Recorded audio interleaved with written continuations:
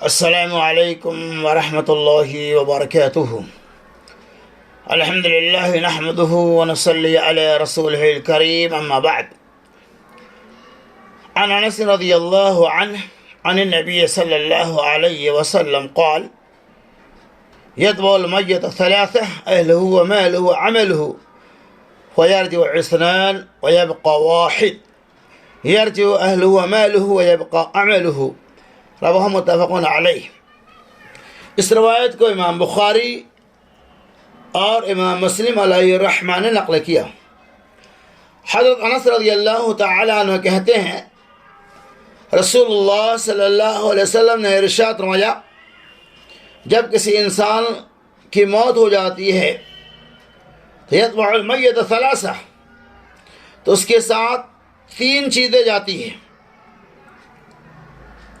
اہل و مال و عمل، اہل و عیال، مال و دولت اور اس کا عمل۔ آپ صلی اللہ علیہ وسلم نے فرمایا، فیرجع اثنان، بس دو چیزیں واپس آ جاتی ہیں، ویبقى واحد، اور ایک چیز اس کے ساتھ باقی رہ جاتی ہے۔ یرجع اہل و مال، اہل و عیال اور مال و دولت واپس آ جاتی ہے، ویبقى واحد، ویبقى عملہ، اور اس کا عمل اس کے ساتھ باقی رہتا ہے۔ اللہ کے رسول صلی اللہ علیہ وسلم نے اس حدیث پاک کے اندر تمام انسانوں کو یہ پیغام دیا کہ جب کسی انسان کا انتقال ہو جاتا ہے تو مرنے کے بعد تین چیزیں ان کے ساتھ جاتی ہیں، اور یہ ایسا مسئلہ ہے، ایک مسلم حقیقت ہے کہ دنیا میں ہر ایک انسان کو مرنا ہے۔ کوئی ایسا انسان ہے ہی نہیں جو یہ کہہ دے کہ میری موت نہیں ہوں گی۔ اللہ کے رسول نے کتنا پیارا پیغام دیا کہ تین چیزیں واپس جاتی ہیں: اہل و عیال اور مال و دولت، یعنی اہل و عیال، مال و دولت اور عمل۔ اہل و عیال اور مال و دولت واپس آ جائیں گے۔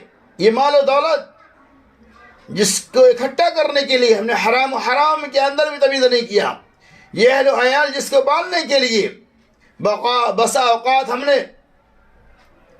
حرام کام کو بھی انجام دیا، اپنے اولاد کے پرورش کے لیے خون پسینے کو ایک کر دیا۔ اللہ کے رسول صلی اللہ علیہ وسلم فرماتے ہیں کہ یہ مال و دولت جس کے لیے تو نے دن اور رات تگو کیا، یہ بھی واپس آ جائے گی، اور یہ اہل و عیال جسے تو نے خون پسینے سے بالا پوسا، محنت مزدوری کیا، یہ بھی واپس آ جائیں گی۔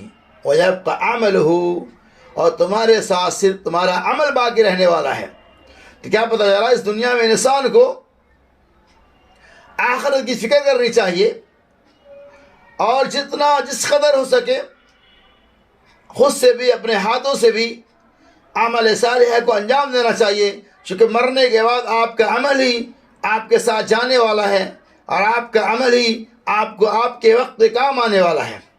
تو خلاصہ کلام یہ ہے کہ اہل و عیال، مال و دولت، یہ ساری چیزیں واپس آ جائیں گی۔ اعزاء و اقارب، پڑوسی، محلے والے، گاؤں والے، سب لوگ آ جائیں گے، اور آپ تنہا قبر میں پڑے رہیں گے۔ وہاں صرف آپ کا اعمال جو دنیا میں آپ نے انجام دیا، یہی آپ کو کام آنے والے ہیں۔ اللہ تبارک و تعالی